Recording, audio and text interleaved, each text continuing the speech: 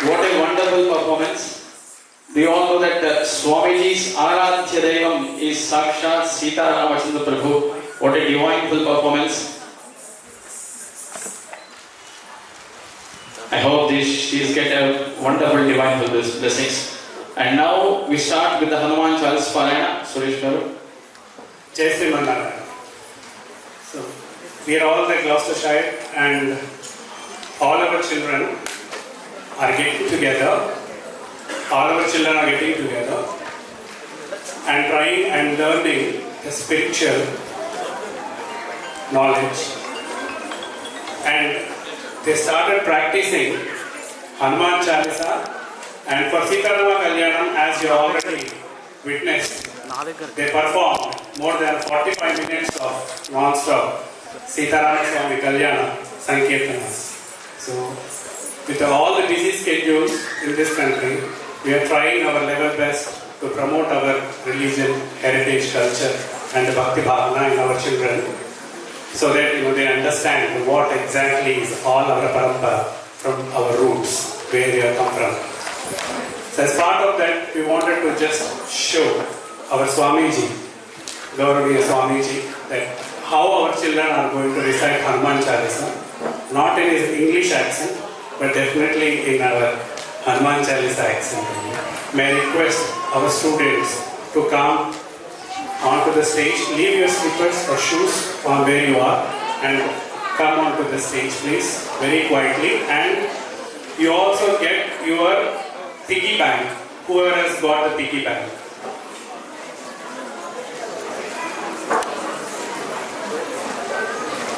Please do come very quietly.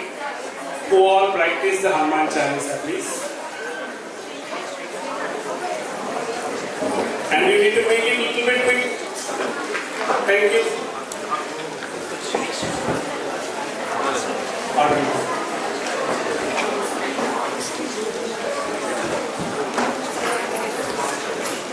Please allow children to come in, please. Can you please give the way for children? Thank you. No talking. Boys, no talking. No talking. Anaya.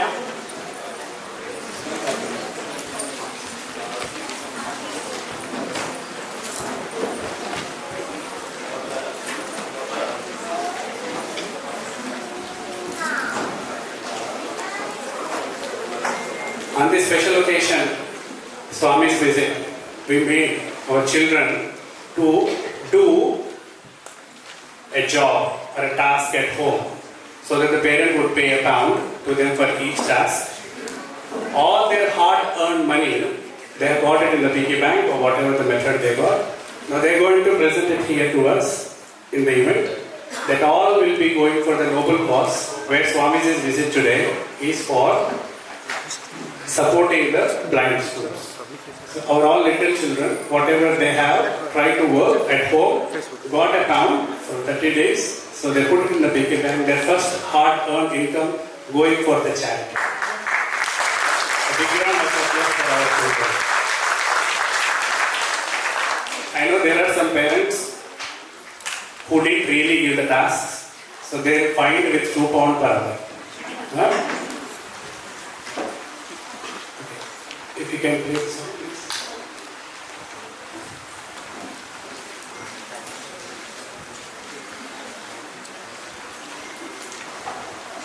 You all can recite along with them. I know you all know as well, so just keep reciting, get the good positive. Shri Guru Charana Saroja Raja Nijamana Mukura Suha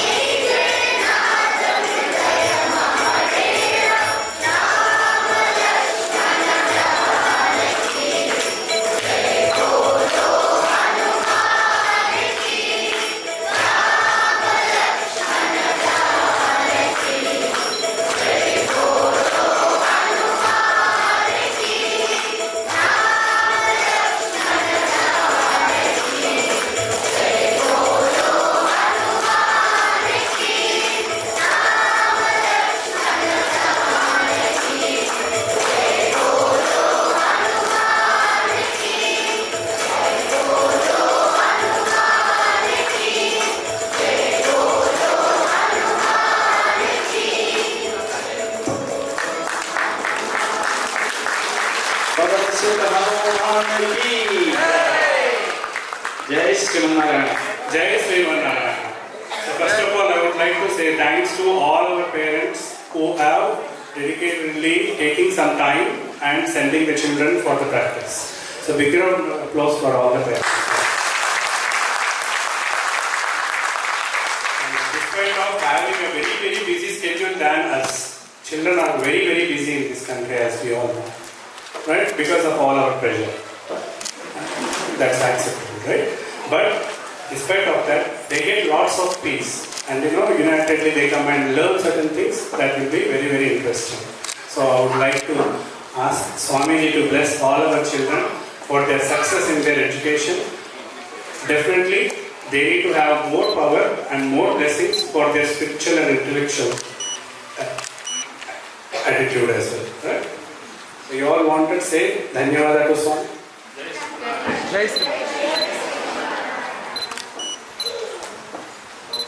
Slow and steadily, please. जय श्रीमन्नारायण जय श्रीमन्नारायण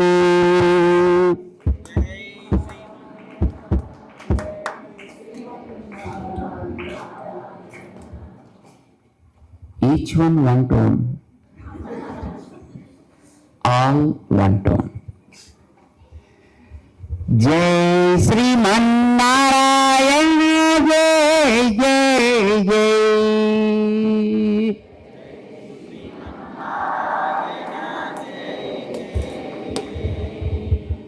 जय श्रीमन्नारायण जय श्रीमन्नारायण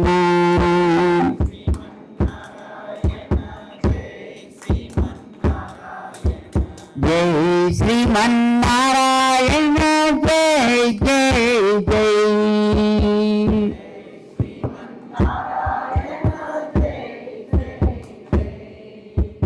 जय श्रीमन्नारायण जय श्रीमन्नारायण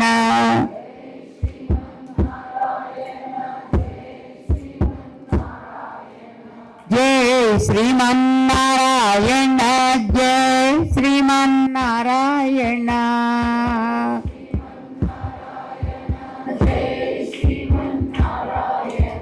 जय श्रीमन्नारायण जय जय जय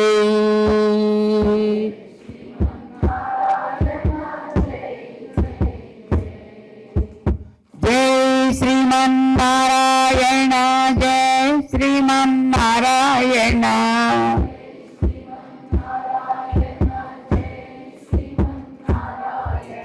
जय श्रीमन्नारायण जय जय जय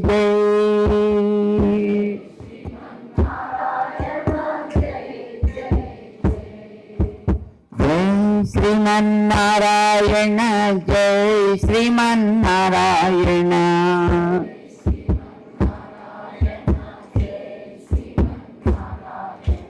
जय श्रीमन्नारायण जय जय जय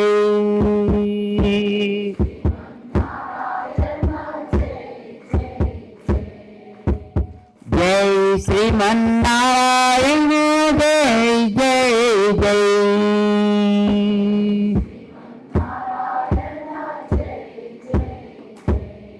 बोल लक्ष्मी नारायण भगवान की समस्त भक्त वृंद की जय Sriman Narayana. Very much delighted by the wonderful welcome there the ladies offered and a beautiful dance of Lord Sri Ramachandra and the very enchanting Hanuman Chalisa rendered by the team of children of this community. Our blessings to all those children and their parents in particular in giving them wonderful training. We are so happy with it.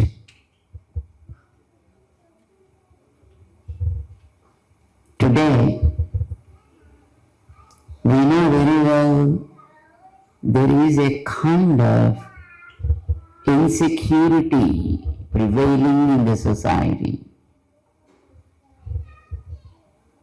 People are not really leading a peaceful life. Everywhere there is uncertainty of the things. In some places, constant wars. And many places, craving for domination. Those who are peacemongers, like you, are not able to spend their time in a productive way. In this kind of situation, you people are trying to spread the message of peace and coexistence, understanding between man and man, and how best we'll be able to lead a joyous life. We're so happy here.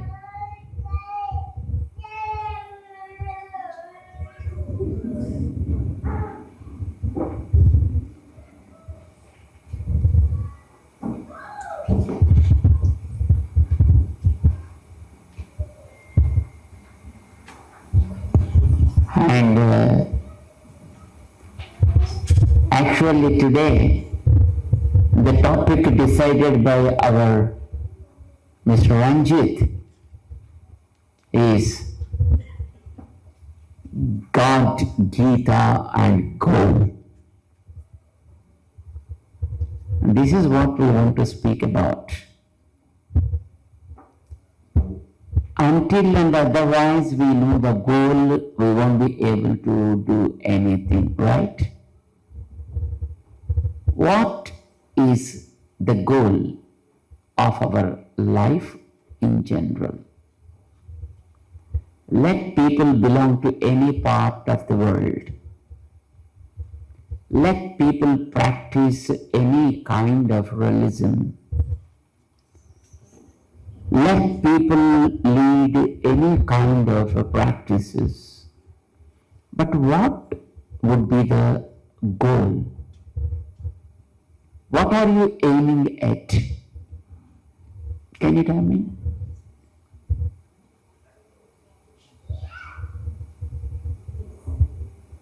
What would be the goal? Moksha. Pretty heavy thing. Are you ready to moksha? How many of you are ready for moksha? Moksha is just release.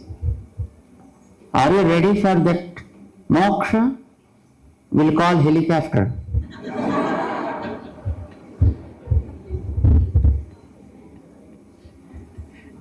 No, moksham is not the goal. Release from this body is not the goal, because it happens on its own anyway. A day will definitely come for all of us. You know why? It's because we came with the return tickets in our hand. No one becomes a permanent citizen in this world. Unfortunately, people crave for PRs. But do you think that there is a PR for anybody in this world? No. We have seen our great-grandfathers and grandmothers and their grandfathers and grandmothers. They were not here because this is a place where you have to spend some time and then leave for some other place. We don't know what exactly it is, but we have to.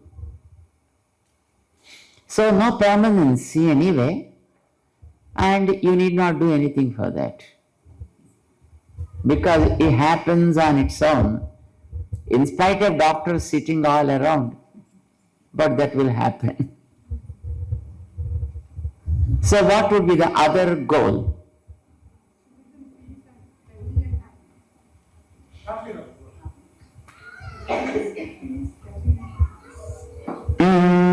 A kind of.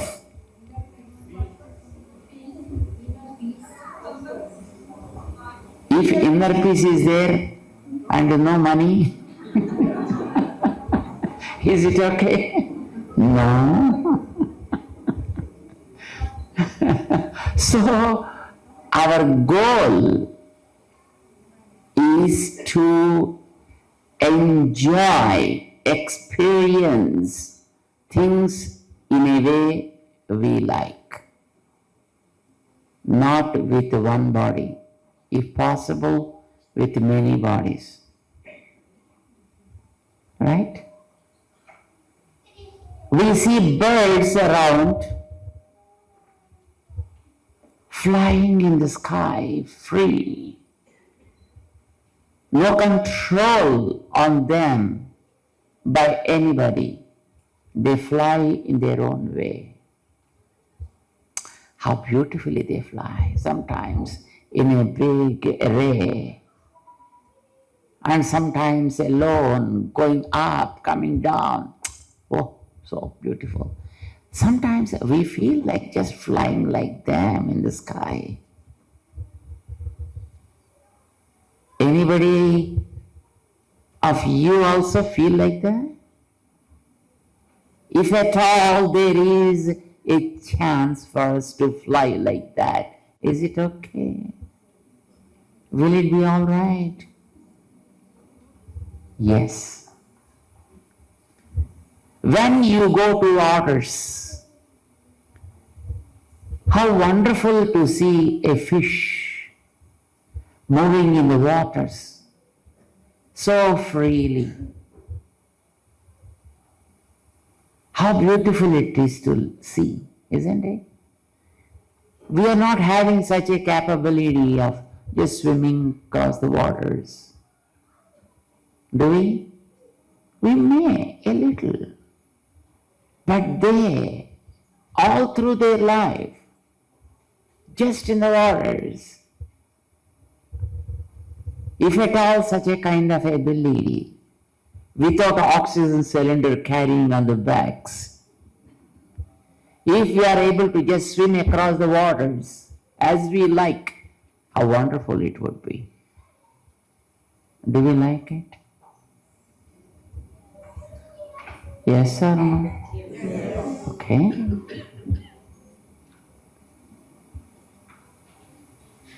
There are so many things in the world, in different parts of the world, but we are very much constrained, very limited to a specific place, not able to just go around and see.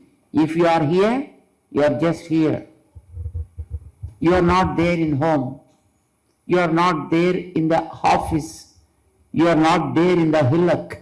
You are not there in the forest. You are not there in the valley, on the seashore, on the park, or at least at the London Eye. But if at all there is a chance for us to be in all those places, having one body there, having one body here, and one other body there in the seashore, and some other body somewhere in the rafting, and some other body somewhere in the valley, how wonderful it would be. Is it good? If at all a chance, somebody blesses you with an ability to take 10 bodies at a stitch, and in 10 places you are able to keep them and enjoy. Is it good? Will it be fine? If at all. Because here we are here and in a discourse not able to eat when we want. If at all there is a chance for us to sit before the food and keep eating and keep drinking soft drinks, of course. How wonderful it would be. Will it be all right? One body at the food, another body at the playground, some other body in front of a movie, another body somewhere in a friend's house, and another body with somewhere where some people are playing, as our children just sang Hanuman Chalisa, like that, and with some other body doing bhajan, etc. Will it be okay? If at all somebody comes to you and says, hey, I bless you with that ability, how many of you accept that?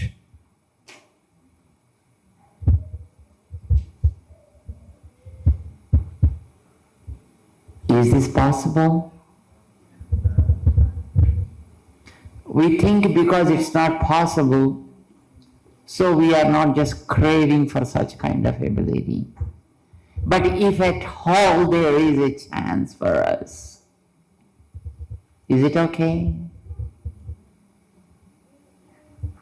My friends, Vedas assure us with an ability to get as many bodies as you wish. Sa ekadha bhavati, dvidha bhavati, त्रिधा भवति, पंचधा भवति, दशधा भवति, शतधा भवति, सहस्रधा भवति, बहुधा भवति. Who are we? Who are we?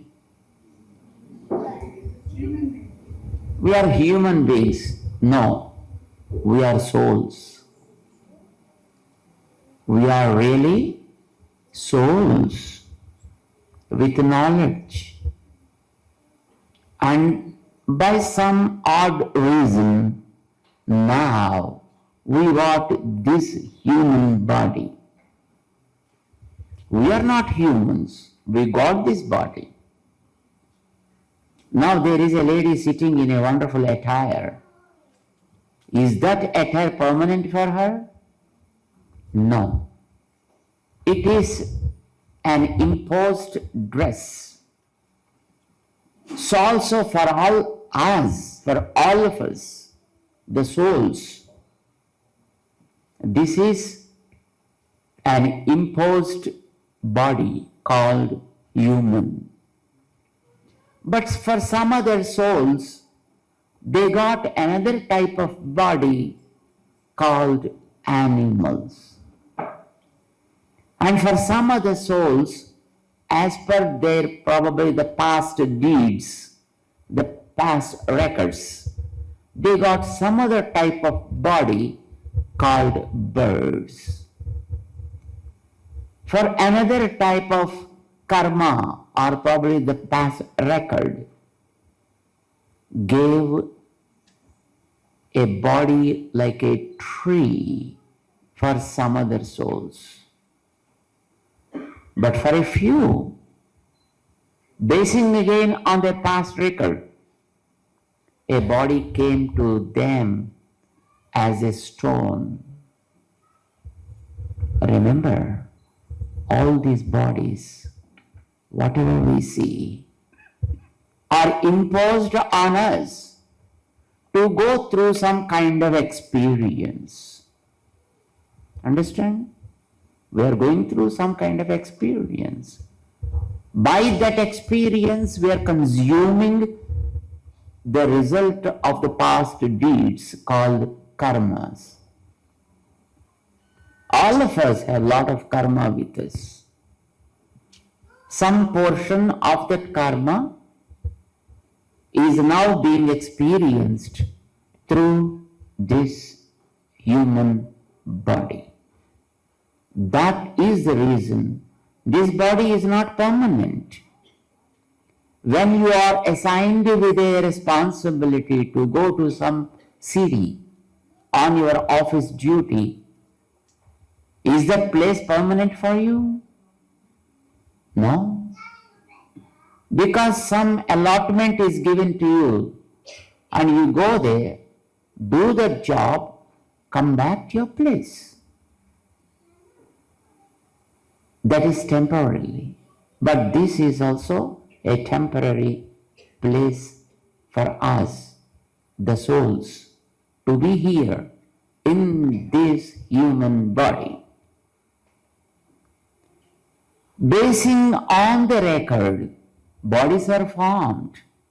For some people, bodies are tall. For some, bodies are short. For some people, bodies are pretty slim. For some people, it is heavy. It is good, in sound, shape and stuff. But for some, these are also depending upon the past record. We got it now and we experience something. The moment allocated portion is consumed, we have to leave this place. No one can stop you. No one can send you either, as long as that is not consumed. Even somebody takes you and throw into the ocean, still you swim somewhere and come back when the time is not up. How many of you heard about the tsunami that happened in 2004, December? Did you hear? Yes, that's good. It happened in the midnight at approximately 2:30 a.m., isn't it? And hit from Netherlands, it started and hit the southern part of India. Tsunami, the name of that. After the tsunami is over, I think many people died, of course. Almost 250,000 people died, approximately. Among them, one family lost their daughter as well, who is approximately in her 30s. That lady also, missed during that, that painful situation.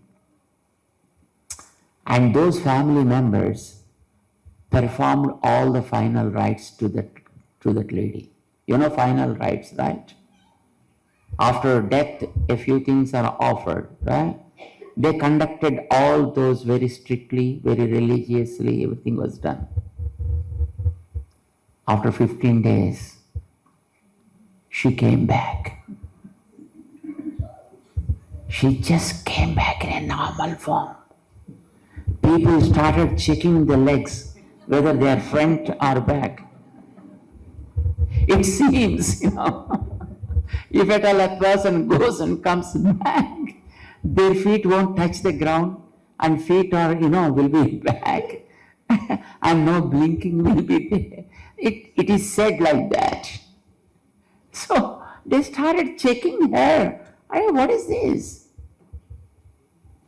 But her feet are normal, walking on the ground and nicely blinking. Everything was pretty okay. And then they asked that lady, what happened to you? She said, I was thrown into the waters on the heavy tidal waves. I was just swam. I tried my best to take care of myself because when I was in the hot waters and when I come above the waters, there are mosquitoes which were just biting me. So I come up, take some breath and go under the waters and swimming like that. Almost 12 days, no food, no water to drink, because it is an ocean full of water, but no single drop is potable. But fortunate enough, I came back. God saved my life. She was happy, but the hard time she gone through was very, very fearful, so scary. She came back because her time is not up.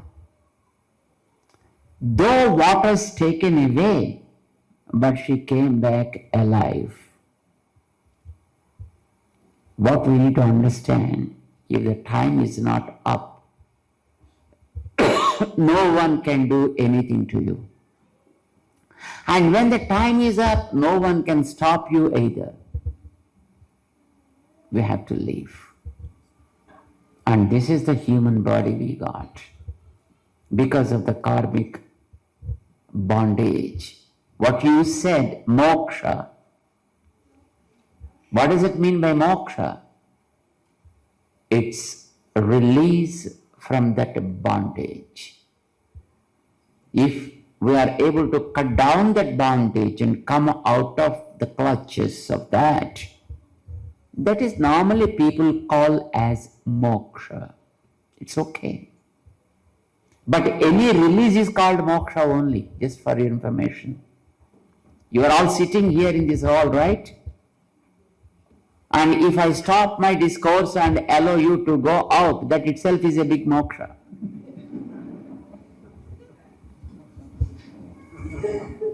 Isn't it? If I continue this for 2 hours and 3 hours, and then you feel so restless, and when I stop, I was speaking, I might have tired, but not I. You will be tired to listen. And ultimately say, got relaxed. That itself is a moksha too. Moksha is basically a release.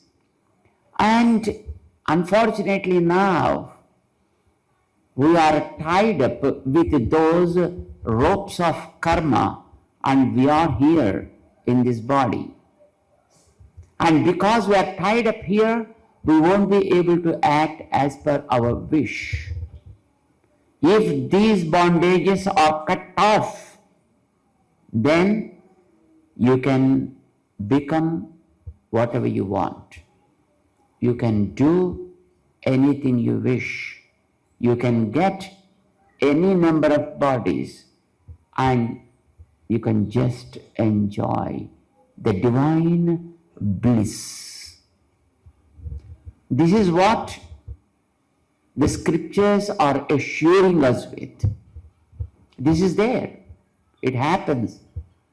And Veda says, so snute sarvan kamaan saha brahmana vipaschiteti. It is assuring us, so snute, hey, you are enjoying then what? Sarvan kamaan saha brahmana vipaschiteti. You're enjoying anything you wish, everything you wish with God. With God. Do you know what does it mean by God? What is God?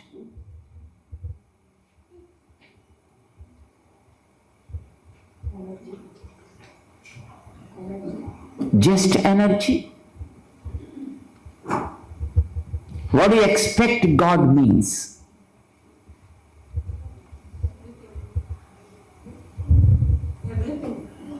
Means what we expect if we want to be one as God. The first thing, he should be a Sarvasaktitvam, able to do things as per his wish.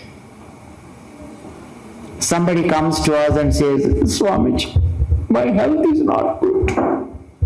We feel so sympathetic, isn't it? When somebody says, we feel so painful, so sorry, we say. But what is the purpose in saying so sorry? When I know that you are in pain, I should be able to remove that pain.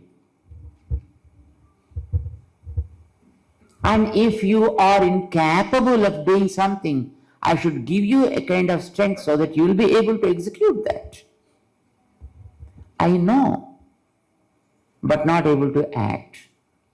That never becomes God. That person, that power becomes God who, knowing and able to doing according to his knowledge, becomes God. And that is called Sarvasiktita. Sarvajñatva, Sarvasiktitva, and Paratva and Saulabhya. Supremacy, accessibility, knowing everything, and able to do everything, that only becomes God, isn't it? And then,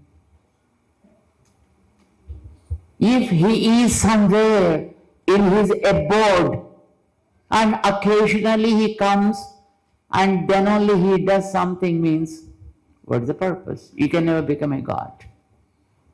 He should be everywhere, in everything, able to understand things well. What we call all pervasiveness. Right? Suppose if I am here and he is somewhere on the upstairs and I want to just inform him something, but my phone doesn't work, then I won't be able to inform him. I won't be able to listen to him also if he says something. Yes? So we don't want such kind of person to become God. We want the God to be able to understand before you say something. That means he must be even within us, understanding the sound of your heartbeat. At the same time, should be able to be everywhere. Some people say, look, you are in the temple, be good. That means, if you come out of the temple, then you can do all sorts of nonsense. And we don't want God to be confined only to the temple. You know, then you can escape from him and you can hide somewhere also. Wherever you may be, he should be able to be with you always. Some time back, there was a lady coming down in the lift from a 70-storied building, and suddenly there was power off and the lift stopped in between.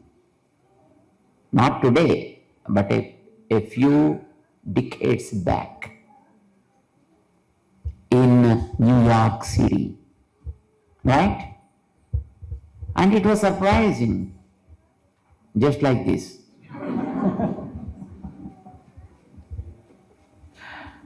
And people were, just running front and forth.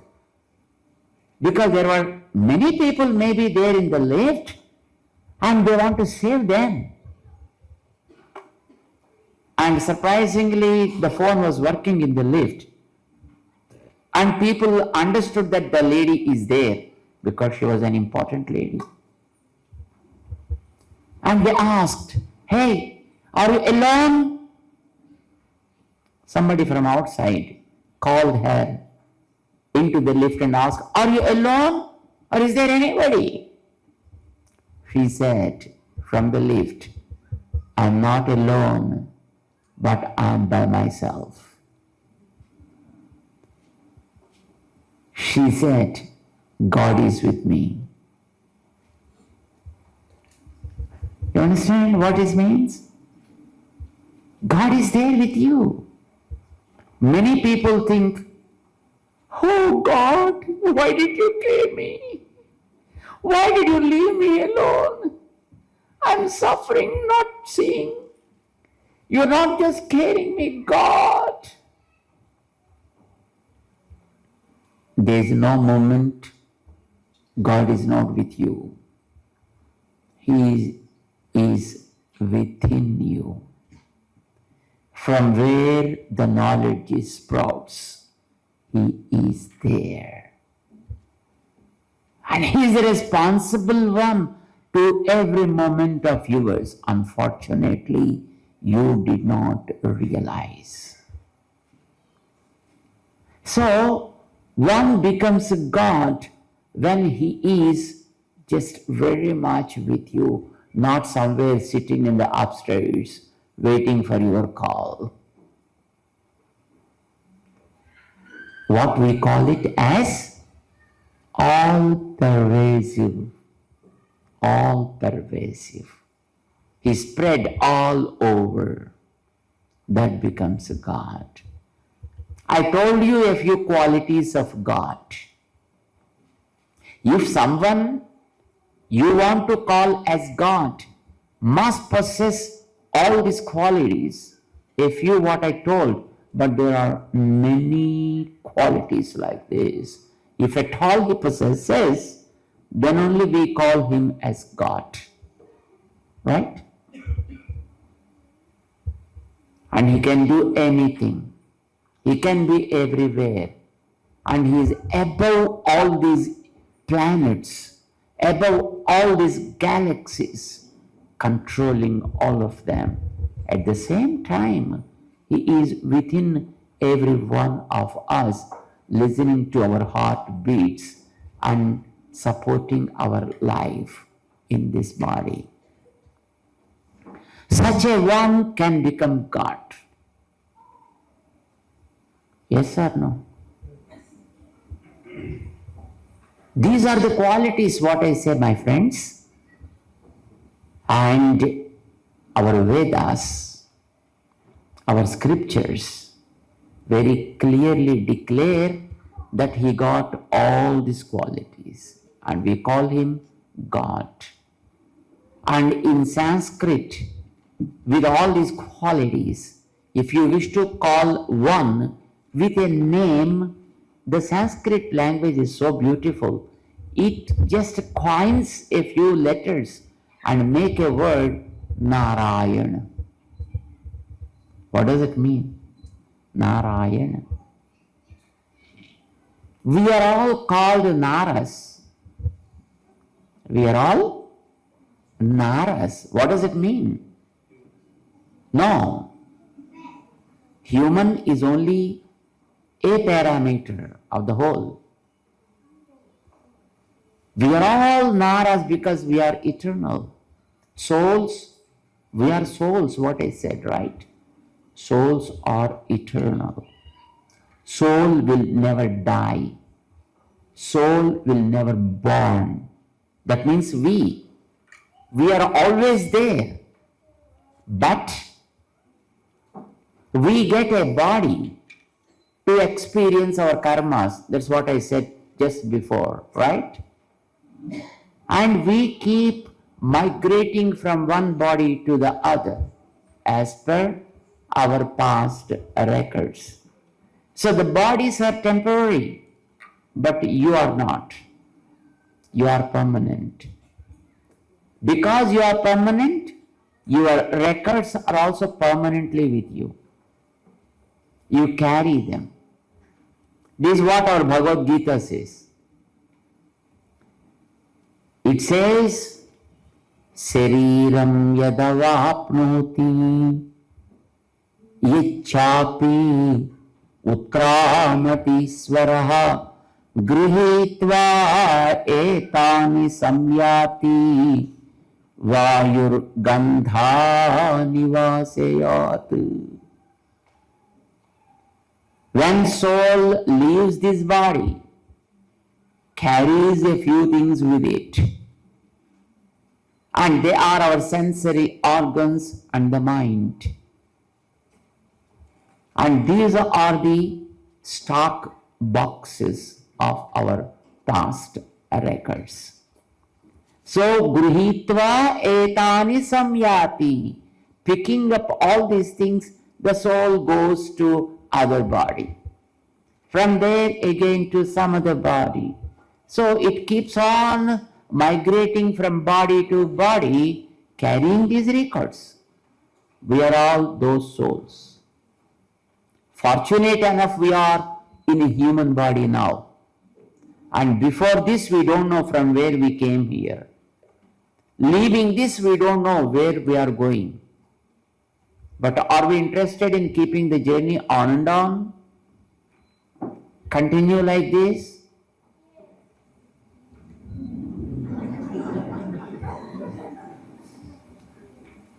Is it so comfortable to us? We think, oh, I'm okay. But we are not really okay because we are not able to act as per our wish. Are we? No. So many constraints. When we eat some gulab jamun, you know gulab jamun? Did you eat it ever? How does it taste? So sweet. So when you eat one gulab jamun, you feel like eating some other one too. And you eat that. And then you feel like eating third one also. You eat it. After that you feel like eating, but body doesn't accept. See how sad it is. Because body has so many constraints. You just can't do as you wish. I told you examples. When you see the birds, you feel like flying, but your body doesn't permit you. When you see the fish, you feel like swimming along with them, but your body doesn't permit that. When you see a tree spreading all over, giving beautiful air, you feel like doing something, but you can't do it. It is because of the constraints laid on you by the body. Our body has so many limitations. So is it a joyful place for us? Not really. And if at all a body we get where we can do things in a way just we like, how wonderful it would be. God has that capability. Not only He possesses that capability, but also He blesses those souls who surrender to Him with that capability. This is what He promised in Bhagavad Gita. Mama sadharmyamagataha sarge pinopajayante pralayena vyadhanti cha. Mama sadharmyam agata. Sadharmyam means as I am, thus I make them. I bless them to be like me. That is called samana dharmatvam. Samana dharma means whatever the qualities I possess, I bless those qualities to you. And you also can do like that. Means He is promising that He will be able to bless us all with similar qualities to us. and we can get them and we can enjoy. But what is needed for that? Surrender. Surrender. If you surrender unconditionally, as he said in Bhagavad Gita itself, Sarva Dharman Parityajya Mam Ekam Saranam Vraja. Surrender to me unconditionally, giving away all sorts of doubts. What do? Aham tva sarva papebhyo mokshayishyami ma suchaha. I bring you out from all these jaws of this ego, samsara. See, this samsara, where we live in, the world is full of egos, jealousies, fancies, attractions, drag us down to this place and fix up us here with these things, and we are tied up with these things. And you need to come out of these bondages, and for that, surrender. Unconditional surrender is the best procedure that he recommended in Bhagavad Gita to Arjuna. And when Arjuna did it, and you know well what happened.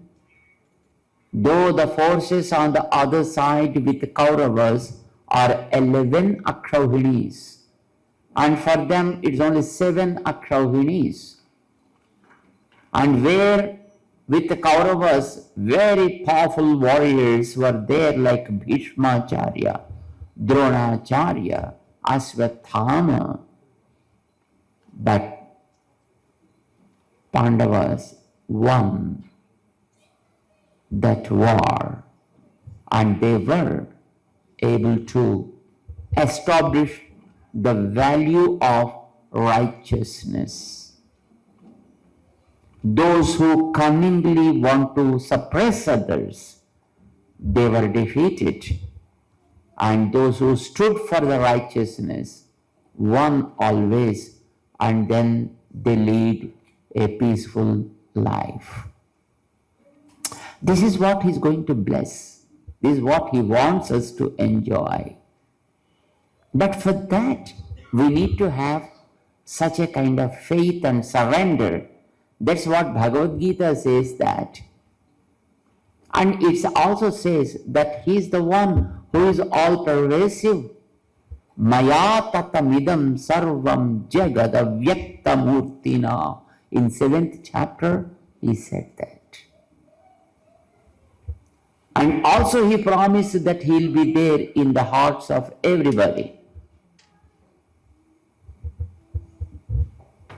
Is God with you now? Did you see that? No. We cannot see that, but we can feel it. We can understand that. God is within us now. The simple logic, I'll tell you, very simple logic. You are sleeping every day, right? How many of you sleep? Everybody sleeps now. Why are you sleeping, please?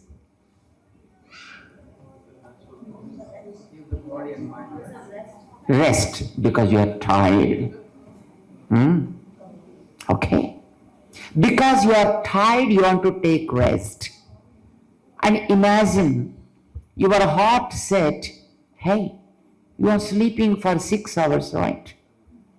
I am also working 24/7, isn't it?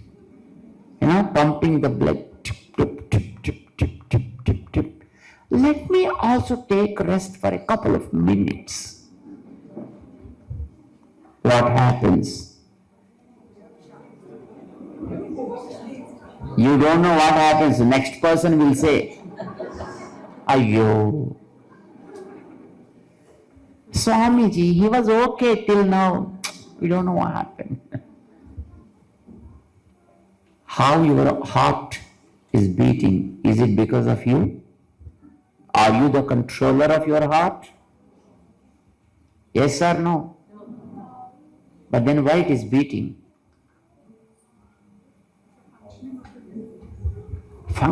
Look, you are studied, you are an educated person. If any effect is going in an order, there must be some controller behind. Is it a fixed law or not? If the mic is properly working with me, that means there must be some control behind. And if the lights are glowing properly, there must be some control behind. If the structure is properly aligned, there must be some controller behind. Yes or no? For any function in that sense. And your body is functioning so well, and your heart is beating 72 times a minute, you know it well. When there is a perfectness with some effect, there must be some cause behind. Yes or no? How can you say it is natural? Nothing happens natural. Everything is pretty much organized. And your heart is functioning. Who is responsible for that? And in spite of your sleeping, because you are tired, and the breathing system is going on and off, right? Exhaling and inhaling. It's going perfectly well, isn't it? And then your lungs also should say, let me also take a rest for some time. And you know what happens then? Is it happening? Why it is functioning so well? For sure, you are not responsible. It's not because of you, but still it's happening. That means someone is responsible. Don't say it's natural. If you are not responsible, but it is happening, there must be someone who is responsible for that. Accept it first. And that one, Bhagavad Gita says, I am the one responsible. Do you have a habit of eating food? How many times? Officially 3 times. There may be so many unofficial madhya paniyams. Is it getting digested properly? That's how you are eating again. Otherwise, how do you eat? And who are responsible for the digestion in your stomach? Is it you? Is it you? Otherwise, how does it digest? The food you eat. How many tons and tons of food you consumed so far? You are pushing on and on and on. And it's getting digested and digested and digested. Who is responsible for that? He declared, Aham, me, Vaishvanaro bhutva, praninam dehamasrita, pranapana samayukta,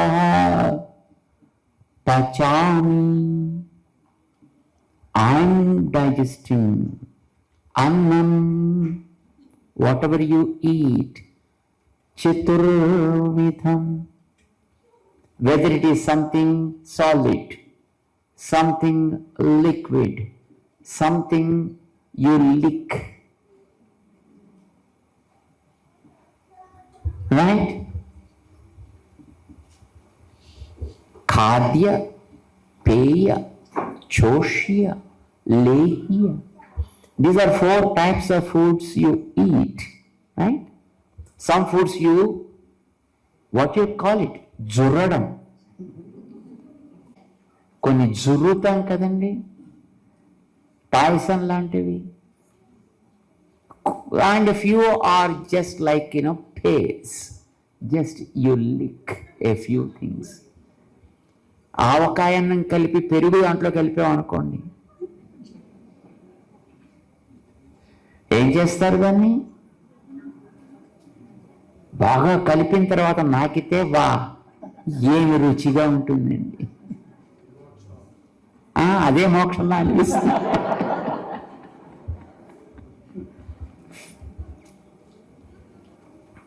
So there are 4 types of foods you eat, and you are not responsible for the consumption, for the digestion of those foods. Aham Vaisvanaro Bhutva.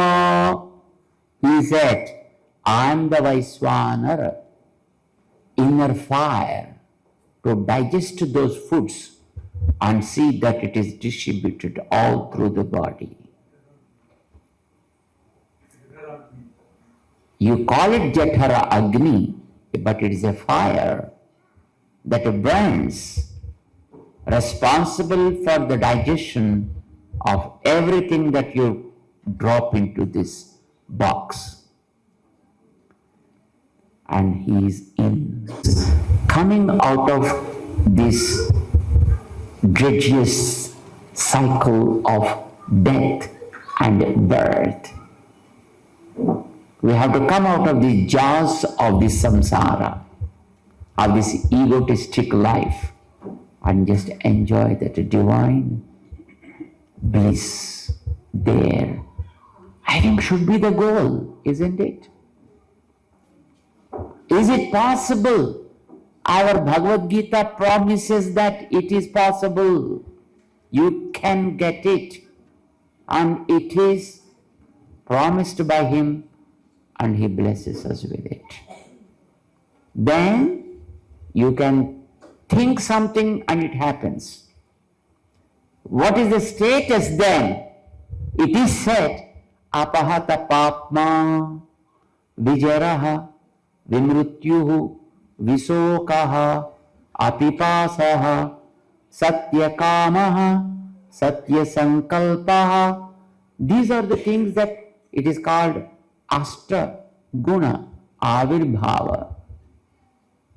That ability is now with us. Even now it is with us, but it is covered with the power of karma.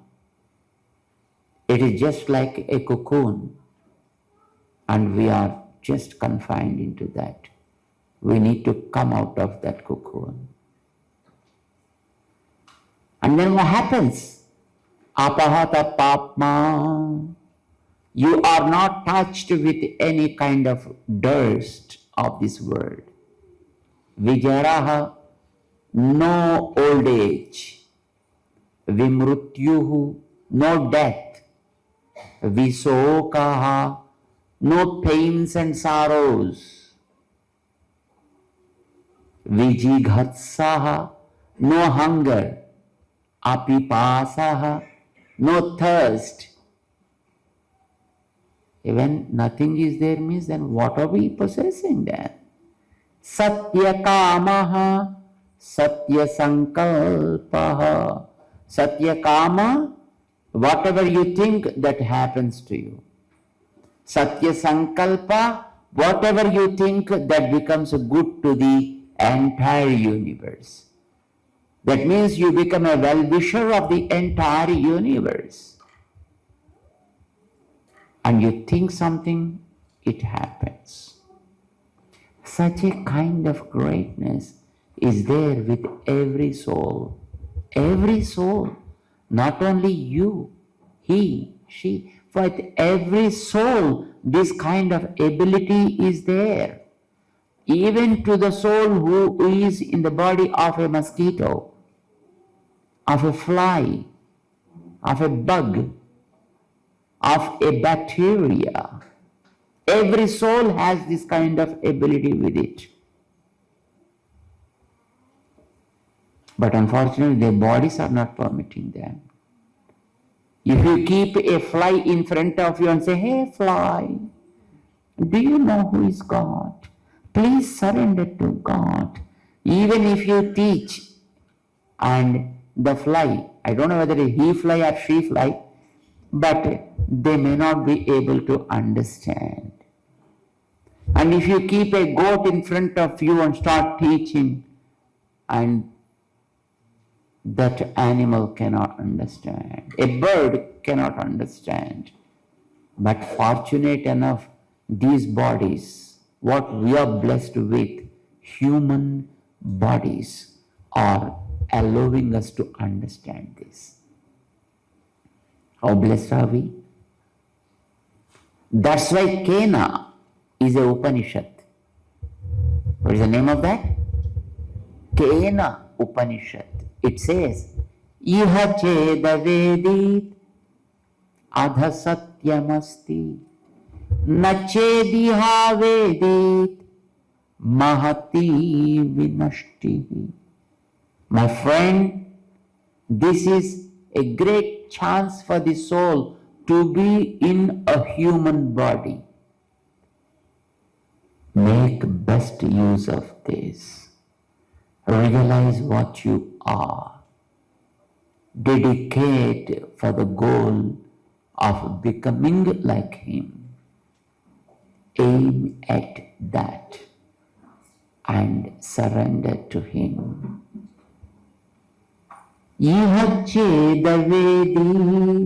If you understand this during this lifetime, see, when there are small kids like that, and even if you tell them, they won't be able to understand.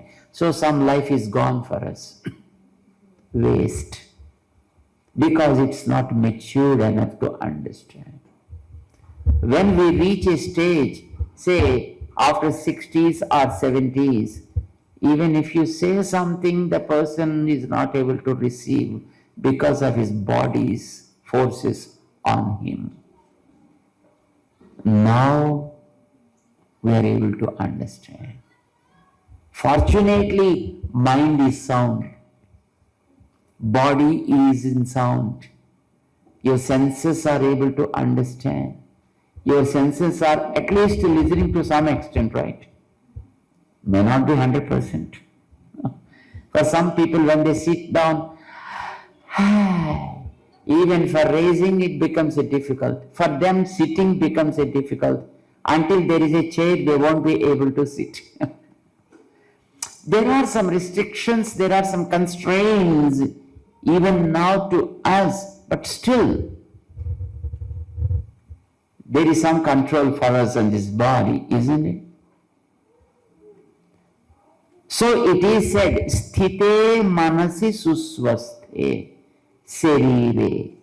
When your body is under control, when your senses are under control, when your mind is sound, and when you are able to do things in a way you want to, surrender yourself to God.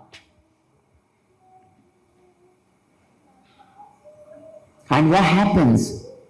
Tatastam riyamanantu.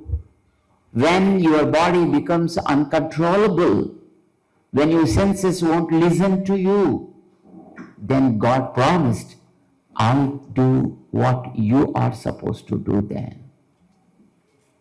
On our behalf, He does it. You know advocates, right? Advocates. What do? Argue on your behalf in the court, right? Because you paid to them and they stand for you. and they argue on your behalf because you are not able to argue as it's supposed to be done there. And they are expressing that. And like that, if you surrender to Lord Narayana and then put the responsibility on him, when you are not able to really do that, he does that on your behalf. He does everything that you ought to do then. Aham smarami madbhaktam. I remember that person. Nayami paramam gatim. And I take him along with me to the divine abode where everything is possible. Everything can be done. No pollutions, no poisons, no evil things, no diabolic things. Everything is pious. Everything is good. Everything is blissful. Everything is joyful. Everything is positive. I take this soul to such an abode and allow him to just enjoy the bliss eternally, forever. That should be our goal, isn't it? Enjoying such state of affairs should be our goal. And Gita promises that for us, and God is standing God for all of us. Even now, God is there.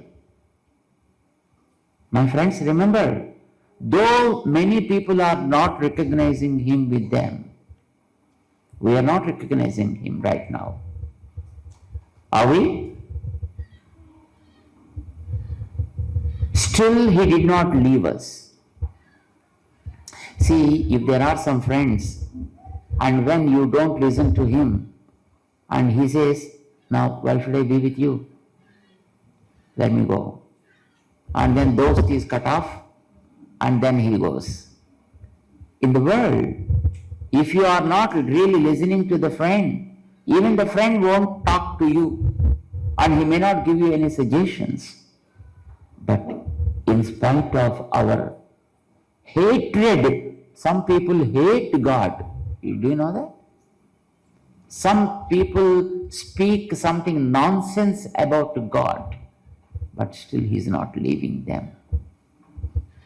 Even in their hearts, he stays like a very beloved parent. Children, when you take them into your laps, they will urinate. Isn't it? Because they're small kids, but still mother never throws them out. She cleans everything. And then she takes care of the baby, changing the dress, giving the new dress. And then she takes care that the baby is safe, grows well. It's a motherly affection. It's a motherly touch. It's motherly love. God is far greater than thousands and thousands of mothers' love. If you bring it to one place, eliminating all other stuff into that, only squeeze that love of mother and father. Because there are two aspects. Motherly love is different, fatherly love is something different. Isn't it? Motherly love is to take care of the baby, giving everything that the baby wants. But fatherly love is giving only what is required, and whatever is good to the baby. Father takes care of good. Mother takes care of desire. But we need both. Because sometimes we may opt for something nonsense stuff. Such things should not be given to us, though we request. And we don't want to be punished much. We want a kind of love and affection. So mother gives that love and father takes care of good. What we call in Sanskrit hitam and priyam. Mother is priyam, father is hitam. But we need both. We need both of them. Then only we can grow properly. And if that hitam and priyam only is squeezed from one mother and father, and such thousands and thousands of mothers' love and hitam both are taken and kept in one place, personified, that is God. Mata Pitru Sahasrebhyopi Vatsalataraha. This is what Acharya Ramanuja Swami says. God is Vatsalatara.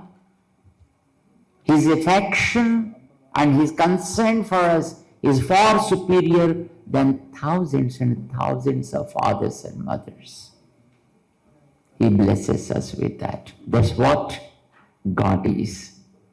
And it is promised by him in his Bhagavad Gita. And if we wish, we need to surrender to him. And that surrender should not be a business deal. I do this, you do that. You never made a deal with your mother, did you? No. But mother took all sorts of care for us. After growing, we started making deals.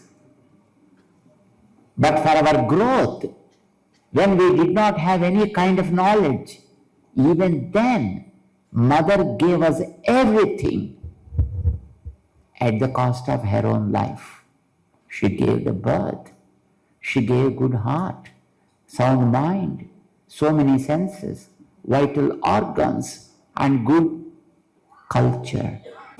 By surrendering to God, the God will give us that eternal happiness, the release from this life and growth. Bondage. So isn't that what we are expecting by surrendering to the God? Isn't it like Wonderful question. There are certain things which should be normal and which should be abnormal. I give you an example. Eating food is not a desire. Drinking water is not a desire because it's natural to the body, right? If not, do you eat food, that is abnormal. If you do not drink water, that is abnormal. You should consult a doctor. Eating food is not an abnormal activity. It's not a desire. It is natural instinct of the body, which you need to fulfill. But while eating food, if there are no 4 helpings in the food, I don't eat. If this thing is not there in the food, I don't eat. If that thing is not there in the food, I don't eat.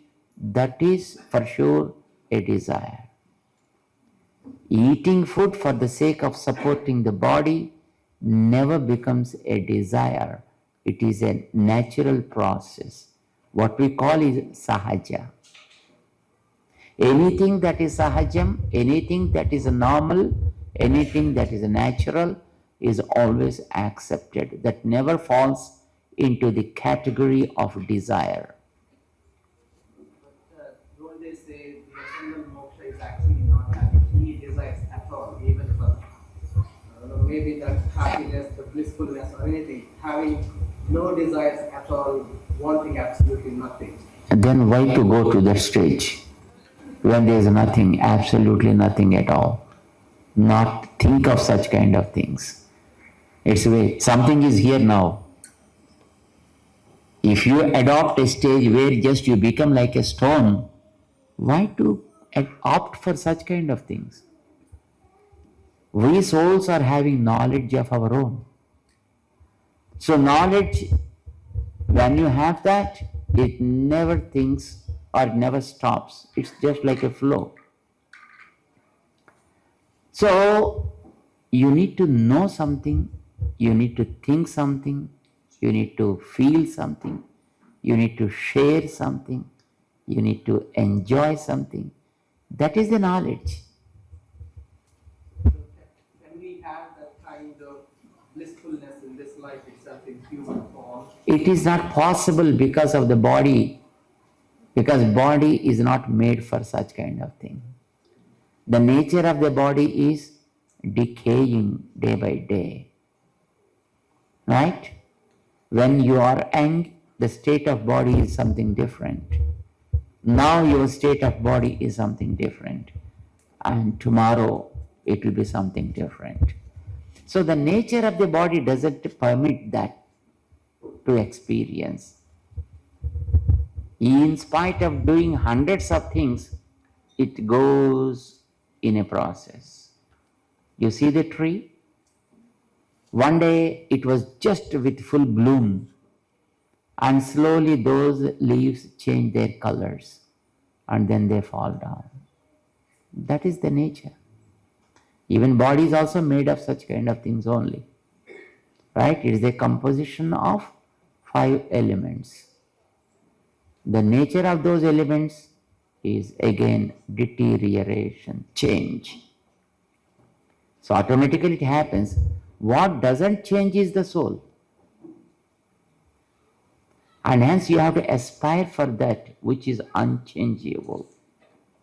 Don't crave for the things which in spite of your efforts never stop changing. You can't do that. So if God is within us and some of our actions and what we speak are governed by our past deeds, and also there is our own soul, which Not our own soul, we are the soul. Yeah. So there are 3 things: the God, our past deeds, the karma, and the soul. Yes. So how do we know which of our actions are something controlled by the God, or the karma, or our own free will? They are not by our free will. They're all controlled by the God. So are we just puppets in this big play? That's it. So whatever we are doing, can we say it's all God's doing? If I am doing something good, or if I am doing something really bad, if someone is killing an animal, That is where we have to understand. There are 3 things which are eternal. God, eternal. Souls with knowledge, eternal. Nature with no knowledge, also eternal. The nature of the Prakriti, what you call the nature, it is always changing from state to other state. But souls, they are not changing their form, but their knowledge is subject to change. And with God, His knowledge and His form, both are unchangeable. These are the 3 things. God never changes, either in His form or with His knowledge. But souls, form never changes, but knowledge changes. But with nature, form also changes, then the attitudes also will keep changing constantly. You can't stop them. So we, whatever acquired, what we call the karma, past records, they are with us because we think, I did. For me, I did. By me, this was done. So these are the factors that create karma. Whenever you say, I did, that means it is sticking on to you and you have to get the result of that. When you dedicate it to God, then it's not going to stick to you. When you say, by me it was done, then it is sticking to you. And when you say, I am instrument in His hands, it's not sticking to you. When you say, I need to enjoy the fruit of this action, you should. But when you dedicate, whatever is good to you, he will select and provides, just like the mother. You understand? So that is why we need to surrender there. And this is how we are creating karmas of our own. These are the three factors: I, by me, for me. These are the three binding factors, because the knowledge what we said is built in to the souls. That create the karma's stock. And the karma stock is the one which covers us. And we are in that. Though he also with us, but for our support he is there. But he is a very compassionate parent. He doesn't want to, always force on you something. When you want to use your own liberty, you want to use your own independence, he says, that's okay, use it. But when you want to surrender, then he takes responsibility. As long as you are interested in doing things my own, he says, okay, no problem, go ahead. But most of the times we, with our immature knowledge, step into wrong shoes. That is where the cycle starts. And for that, we need his support. Because we are tiny fractions and he is all pervasive. He is able to understand the things because at one glance, he got everything in front of him. But for us, whatever is seen here, we are caught up with that. Because we do not know the whole show. So wherever there is some kind of attraction, we caught up with that. The moksha we want to attain, the blissfulness, the eternal thing, we don't know what it really feels like, whether it's true. But we know what avakaya tastes like. What? We find avakaya. So we find pleasure in eating what we like. Right.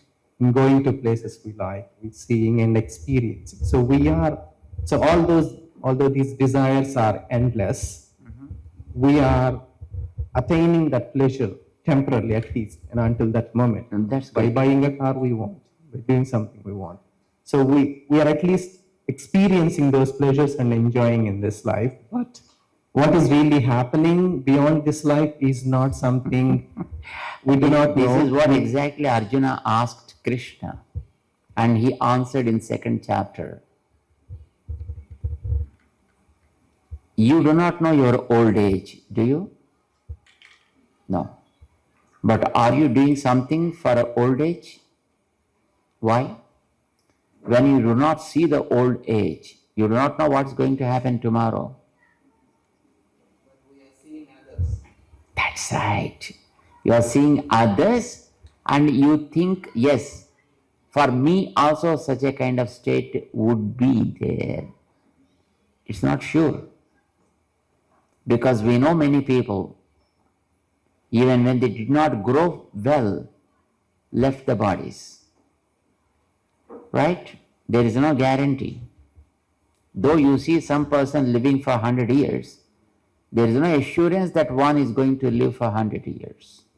Or everyone is going to live for 100 years. Isn't it? And in spite of that, you start preserving something for tomorrow. You start observing the dietary things for tomorrow, not for today. For today, eating fat is so good, tastes so nice, but you don't eat because you expect tomorrow should be good. You follow certain rules and regulations. You do some sort of exercise today, or some walking stuff, or some gym activities, not for today. While doing it today, it is painful only. I saw some people walking across the streets, sweating. Right? Why do they do it? And though it is not always enjoying, it's a little bit painful, right? But why they go through? Because they want tomorrow should be good. So what you said, now eating avakaya ice cream is really good. But if you understand that tomorrow you have a control here, though sometimes it's painful or sometimes it's joyful, right? It's the balance, right? We prepare for all the possibilities in life. Yes, you're right. We may die tomorrow. I may die tomorrow. That's why I have an insurance, so that my family, will not be left with anything. And at the same time, we save. We keep having wealth. So hoping that I can live up to 90 years of age or anything. So we are prepared for all the possibilities. No, we prepare for hundreds of years. Because especially we Indians are very, very forward. Like, I want to do something now for me. I want to do something for my children. I want to do something for my grandchildren. I want to see something is prepared or preserved for my great-grandchildren too, which is unwarranted. Unwarranted means not necessary. Take care of yourself first and do whatever is good. Most of the Westerners are very nice in this aspect. They lead their life, and whatever they earn, they don't give it to their children. Even the children also don't feel like taking it from their parents. They feel rather insulted to take something from their parents after a certain age. And then the parents, whatever they have earned, they give to a church, to a hospital, to an old age, to a common cause in the society. It's a great thing. But it's not with you guys. And you want to see that the children are taken care, though they are not in good position to understand the things and follow the right. Still you want to give it to the children only, which is probably a wrong choice. There our discrimination doesn't work.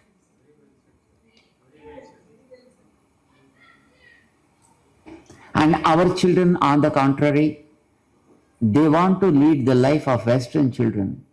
They want to get the properties like Indian children. And parents also do the same thing. One of the best comments today I will go home is that God is a temple of the heart. I will never forget it in my life. That's good. The second point, and I ask it to our friends, if it's no time, please don't worry. We all worry Hindus about Punarjanma, next birth. Is it necessary to worry, or we just forget about it? I told you not try for Punarjanma. Because Punarjanma, you may not be a human being then. We don't know where do we go next birth. Probably we may enter a mosquito body, or probably an insect body, or maybe a divine body. There is no assurance. But if we carefully observe, we are not getting to a higher body. We definitely go to a lower body only because of our actions and deeds and thoughts. What can we do to surrender ourselves? Surrender is very simple. Just dedicate, that's it. God is there. And we need a guru. And through guru we have to surrender. And get the name of God as a mantra. Simply follow that. Surrender is not a difficult thing. It's very easy. Does it mean you give up all your desires? Not just desires, we give up everything. Not physically, but mentally. Surrender doesn't mean, go and just hold the feet and just drag it. No. Surrender is from the thought that you have to do it. That means you need to have a kind of resolution that He is my caretaker and I am an instrument in His hands. And when you really believe in that, whatever He doesn't like, you never do that. There is no, as my friend said, then the question never arises whether whatever you do, bad or good, everything is done by God. That never happens. Because when you are an instrument in God's hand, God never does bad things. God never promotes bad things. And as you never commit bad things. Even for good things you don't take credit. That is the result of the surrender. Right? I'm so happy. And God bless us all. God bless the community. God bless our children to become the future hope of good society. And let there be peace and joy prevail. And let there be a wonderful coexistence of all of us, the humans, with nature and with other creatures of this nature. Right? Jai Shri Narayana. Jai Shri Narayana.